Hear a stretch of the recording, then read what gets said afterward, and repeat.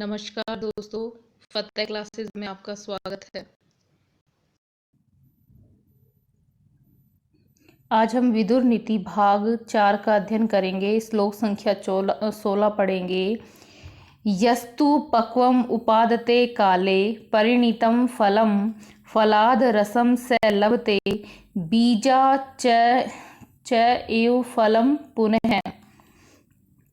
इसमें इसका शब्द अर्थ देखिए। यह तू मीन्स और जो, पक्वम यानी पके हुए, उपादते यानी ग्रहण करता है, काले यानी समय पर, परिणीतम यानी परिणाम प्राप्त पके हुए, फलम यानी फल को, फलाद यानी फल से, रसम यानी रस को, स मीन्स वह, लभते यानी प्राप्त करता है, बीजात च एव तथा बीज से ही, फलम यानी फल को, पुनः यानी फिर।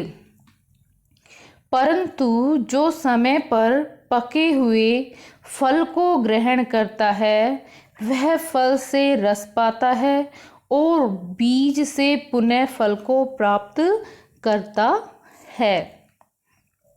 जैसा कि हमने श्लोक संख्या 15 में पढ़ा था कि जो पेड़ से कच्चे फलों को तोड़ता है वह उन फलों से रस तो पाता नहीं है और बदले में उस वृक्ष के बीज का भी नाश हो जाता है कि कच्चे फल तोड़ने पर ना तो उसे फल मिलता है, वो रस मिल पाता है, और ना ही बीज मिल पाता है।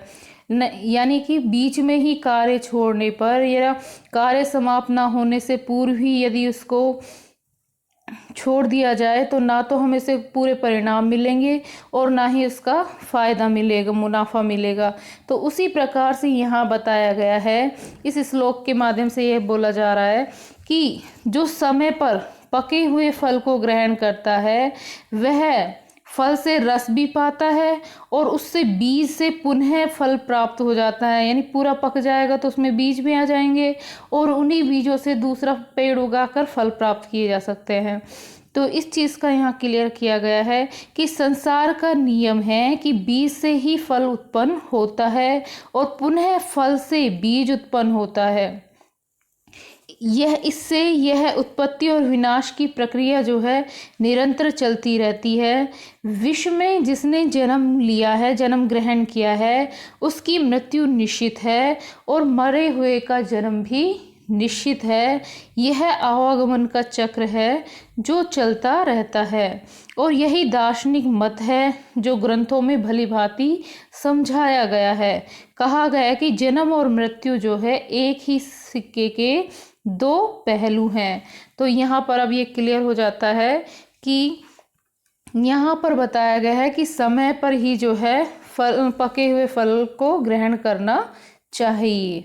इस प्रकार से हमारी श्लोक संख्या 16 कंप्लीट होती है। अब श्लोक संख्या 17 देखिए। यथा मधु समादते रक्षण पुष्पाणि षट्पदः तद्वद अर्थान मनुष्यभ्य आदधा द अविहिंसया। इसके शब्द अर्थ इस प्रकार से होंगे। यथा मिस जिस प्रकार, जैसे, मधु यानी शहद, समादते यानी ग्रहण करता है, समादते यानी ग्रहण करता है, रक्षण यानी रक्षा करता हुआ, पुष्पाणि यानी फूलों की, षट्पद यानी भौरा, तद्वद यानी उसी प्रकार, अर्थान यानी धन को या कर को, मनुष्यभ्य यानी मनुष्यों से, आददात यानी ग्रहण करना चाहिए, अविहिंसया यानी शांतवती से। इसका अन्वय इस प्रकार होगा। यथा षट्पद पुष्पाणि रक्षन् मधु समादते तद्वद राजा अविहिंसया मनुष्यभ्य अर्थान आदधात। इसका हिंदी अनुवाद इस प्रकार से होगा कि जैसे भौरा जो है फूलों की रक्षा करता हुआ ही उनसे मधु का आस्वादन करता है, यानी जो भौरा है फूलों की रक्षा करते उनके रस का पान करता है, उसी प्रकार से राजा भी प्रजाजनों को कष्ट दिए बिना क्या करे, उनसे धन ले। कि जो भी कर लेता है राजा, उससे प्रजा को कष्ट नहीं होना चाहिए, इस प्रकार से वह अपने कर ले सकता है प्रजा से। यहाँ राजा को जो है प्रजा का एक वेतन भोगी जो है सेवक माना गया है। उसे प्रजा की रक्षा करने का कार्य मिला है, को उसके लिए वह धन ले सकता है और राज्य कार्य के लिए भी जो जितनी आवश्यकता है वह उतना धन ले सकता है। और वह कैसे लेगा? कर के रूप में। परंतु राजा को वह कर इस रूप में लेना चाहिए कि किसी को भी इससे मतलब दुख ना पहुँचे, किसी को अखरे नहीं है कर, और वह खुशी खुशी जो है उस कर को दे।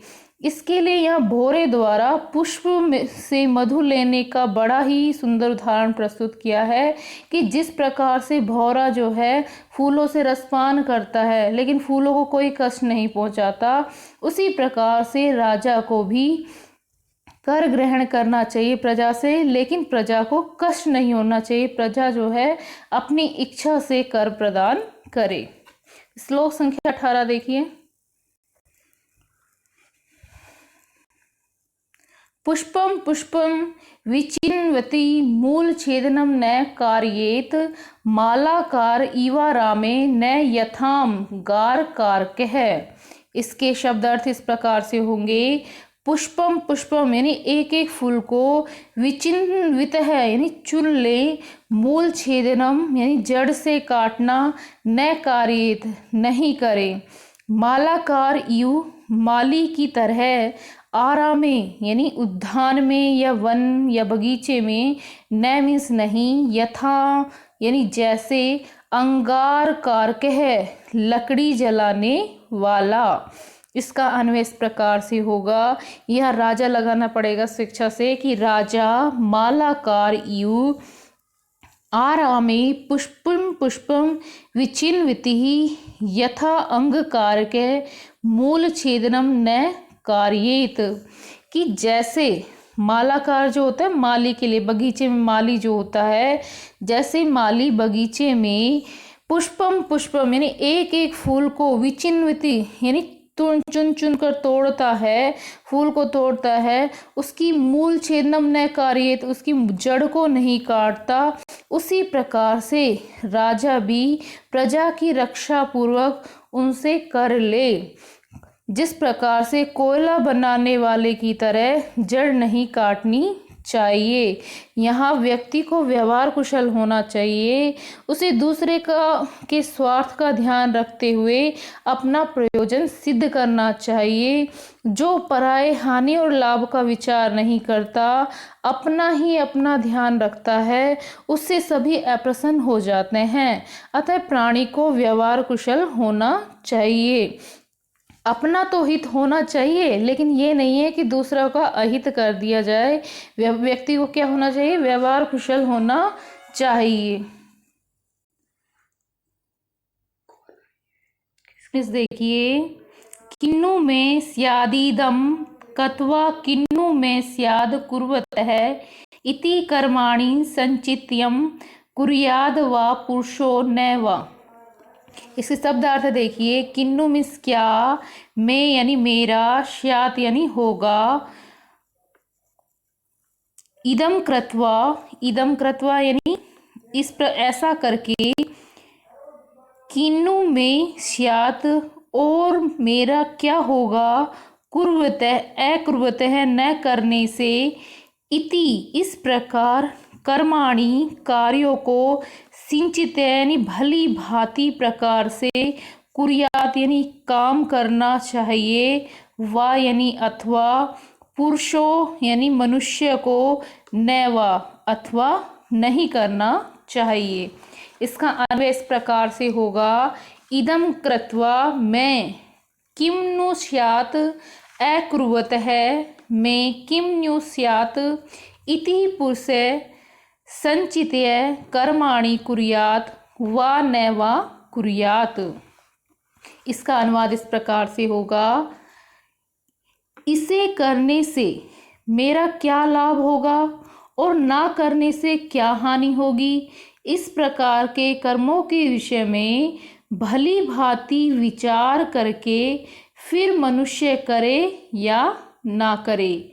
अर्थात किसी भी कार्य को करने से पूर्व मूर्ख व्यक्ति भी जो है उसके लाभ हानि की बात को बिना विचार किए, बिना ध्यान में रखे हुए कोई कार्य नहीं करता। इस प्रकार कोई भी व्यक्ति जो है जानबूझकर कुएं में नहीं गिरता, अतः सोच समझकर ही काम करना चाहिए। यहाँ पहले कार्य को आरंभ करने से पहले उसमें क्या होगा क्या नहीं होगा, उसके क्या परिणाम निकलेंगे, इन सब विषय पर विचार करके ही कार्य आरंभ करना चाहिए। श्लोक संख्या 20 देखिए। अनारभ्यम भवन्तयर्थः केचित् नित्यं तथा गतः कृतः पुरुषकारो हि भवेद येषु निरर्थकः। अनारभ्य यानी आरंभ न करने योग्य, भवन्ति यानी होते हैं, अर्थः यानी कार्य, केचित यानी कुछ, नित्यम यानी सदा, तथा मीन्स और, अगतः यानी अप्राप्त या असंभव, कृतः यानी किया गया, पुरुषकार है यानी पुरुषार्थ ही यानी निसंदेह, भवेत यानी हो जाता है, निरर्थक है यानी व्यर्थ। इसका अन्वय इस प्रकार से होगा, केचित अर्था नित्यम अगता तथा अनारभ्यमा भवन्ति येषु हि कृतः पुरुषकार्य निरर्थक भवेत। कुछ, इसका अनुवाद इस प्रकार से होगा, कुछ ऐसे व्यर्थ कार्य हैं जो नित्य अप्राप्त होने के कारण आरंभ करने योग्य नहीं होते हैं, क्योंकि उनके लिए किया हुआ पुरुषार्थ भी व्यर्थ हो जाता है। अर्थात हम लोक में नित्य प्रति देखते हैं, रोजाना देखते हैं कि कुछ व्यक्ति जो है बिना परिश्रम के ही जो है अनायास या ऐसे ही कार्य करने की, मतलब परिश्रम किए बगैर ही अनायास ही सफल हो जाते हैं। इसके विपरीत कुछ लोग ऐसे होते हैं जो कठिन परिश्रम करते हैं, उसके बावजूद भी जो है सफल नहीं हो पाते। तो यहाँ पर जो लोग परिश्रम करते हैं और फिर भी अपने लक्ष्य को प्राप्त नहीं कर पाते, ऐसे प्राणी को चाहिए कि वे अपने कार्यों में सफलता प्राप्त करने के लिए प्रयत्न तो पूरा करे, किंतु यदि उसे सिद्धि नहीं मिल रही है तो निराश नहीं होना चाहिए। ऐसे व्यक्ति को निरंतर कार्य करते रहना चाहिए। धन्यवाद।